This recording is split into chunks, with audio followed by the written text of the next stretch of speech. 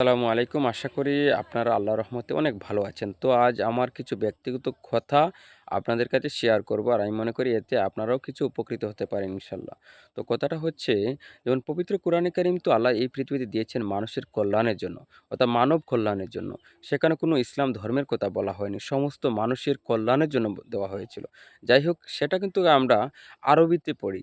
সেটাতে আমরা কোনো অর্থ বুঝি না। আলিম যারা রয়েছেন তারা অবশ্যই বুঝেন। তো আমি মনে করি আপনারা যারা বাংলা পড়তে জানেন, কিন্তু এখন ম্যাক্সিমাম সবাই বাংলাও পড়তে জানেন। তো সেটা যদি আরবির অর্থটা রয়েছে সেটা কিনতে মিলে কোরআনে কারিম যে সেখানে বাংলা সেখানে কি বলা হয়েছে, সেটা আমি আলহামদুলিল্লাহ পড়া স্টার্ট করেছিলাম। করে আলহামদুলিল্লাহ আজ অব্দি ৬ পারার মতন এসেছে এবং সেখানে একটি মানে খুবই একটি বিষয় পেলাম, সেটা আপনাদের কাছে শেয়ার করতে সেই ভিডিওটা করলাম। হুম। সেখানে পেলাম যেমন আমরা যে জানি যে এই পৃথিবীতে ১ম হত্যা কে কাকে করেছিল?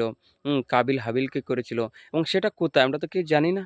কিন্তু সেটা আমি পেলাম পবিত্র কোরআনে কারিমের ৬ নম্বর পারার ৫ নম্বর সূরা ২৭ নম্বর আয়াতে, অর্থাৎ সূরা মায়েদার ২৭ নম্বর আয়াত থেকে ৩২ নম্বর আয়াতে আল্লাহ সে বিষয় নিয়ে বর্ণনা করেছেন সেই কোরআনে কারিমের মধ্যে।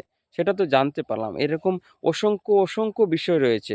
মানে কেউ যদি কোরআনে কারিমটা পড়ে বোঝা যাবে যেমন এই পৃথিবীতে সমস্ত কিছু আল্লাহ সেই কোরআনে কারিমের মধ্যে রয়েছে এবং সেখানে রয়েছে যেমন কিভাবে হাবিল কাবিলকে হত্যা করেছিলেন, কাবিল হাবিলকে হত্যা করেছিল এবং কাকের মাধ্যমে আল্লাহ কিভাবে এই পৃথিবীতে মানুষের যে দানাজার ব্যবস্থা বা মাটি দিয়ে দেওয়ার যে ব্যবস্থা সেটা আল্লাহ দিয়েছিলেন। সেটা অর্থাৎ সমস্ত কিছু তো আল্লাহর জন্য হয়, কিন্তু সেটা সেই কোরআনে কারিমের মধ্যে রয়েছে। এভাবে অসংখ্য বিষয় সেই কোরআনে কারিমের মধ্যে রয়েছে। তো আমার একটা আপনাদের কাছে একটি আবেদন থাকবে যে যারা বাংলা পড়া জানেন তা অবশ্যই আপনারা কোরআনে কারিমটা পড়বেন, বাংলা অর্থ দেখবেন আপনারা মাথা নত হয়ে যাবে এবং এই পৃথিবীতে আল্লাহ সমস্ত কিছুই কোরআনে কারিমের মধ্যে রয়েছে।